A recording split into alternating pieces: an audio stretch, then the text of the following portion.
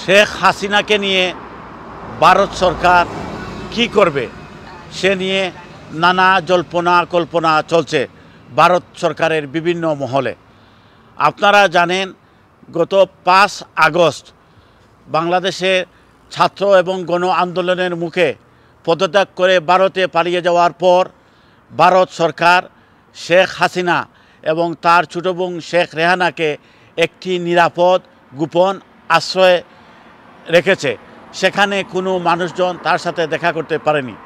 এখন শেখ হাসিনা যখন বাংলাদেশে থেকে ভারতে উড়াল দেন তখন তিনি ডিপ্লোম্যাটিক পাসপোর্ট ব্যবহার করেছিলেন, কিন্তু অন্তর্বর্তী সরকার শেখ হাসিনার ডিপ্লোম্যাটিক পাসপোর্ট তথা লাল পাসপোর্ট ইতিমধ্যেই বাতিল করে দিয়েছে। ভারতের আইনে বলে কেউ যদি ডিপ্লোম্যাটিক পাসপোর্ট ব্যবহার করে তাহলে ভারতে তিনি বা তারা 45 দিন বসবাস করতে পারবেন ভিসা ছাড়া।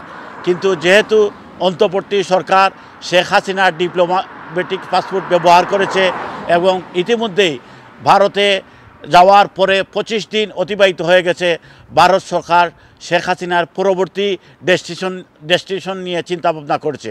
বিবিসি বাংলার দিল্লি থেকে একটি প্রতিবেদন আজকে 30 আগস্ট প্রকাশ করেছে।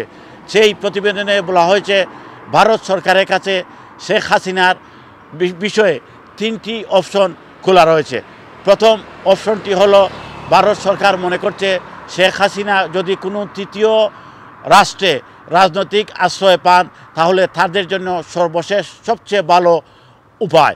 দ্বিতীয় অপশনটি হচ্ছে তৃতীয়বর্তী কোনো দেশ যদি শেখ হাসিনাকে রাজনৈতিক না দিতে রাজি হয় তাহলে ভারতে রাজনৈতিক আশ্রয় দিয়ে শেখ হাসিনাকে রাখা হবে।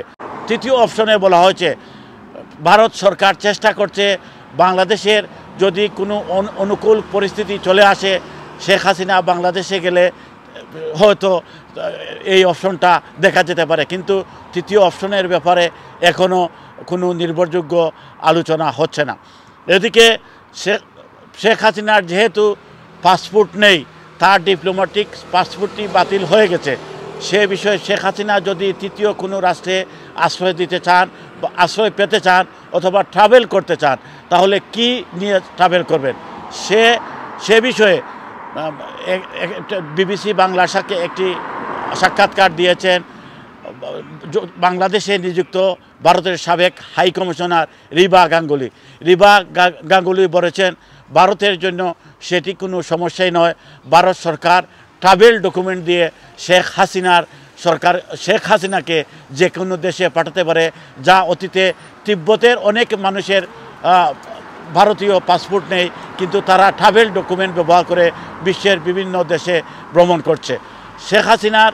শেখ হাসিনার বিষয়ে ভারত সরকার অনেক চিন্তা ভাবনা করেছে। 6 আগস্ট ভারতের পররাষ্ট্রমন্ত্রী এস জয়শঙ্কর বলেছিলেন ফর দ্য মুভমেন্টের জন্য ভারতে শেখ হাসিনা থাকবেন, কিন্তু এর পরবর্তীতে ভারতের পররাষ্ট্র মন্ত্রণালয় থেকে কোনো শেখ হাসিনার ব্যাপারে কোনো মন্তব্য করা হয়নি। আজকে ভারতের একজন পররাষ্ট্র মন্ত্রণালয়ের ঊর্ধ্বতন কর্মকর্তা বলেছেন হোপিং ফর দ্য বেস্ট। তারা এই কথার অর্থ হলো শেখ হাসিনার জন্য বেস্ট অপশন, মানে অন্য কোনো তৃতীয় রাষ্ট্রের জন্য তারা সার্বিক চেষ্টা চালিয়ে যাচ্ছেন। দেখা যাক শেখ হাসিনার ভাগ্যে পরবর্তীতে কি অপেক্ষা করে। MA কাইয়ুম, কিউ নিউজ, যুক্তরাজ্য।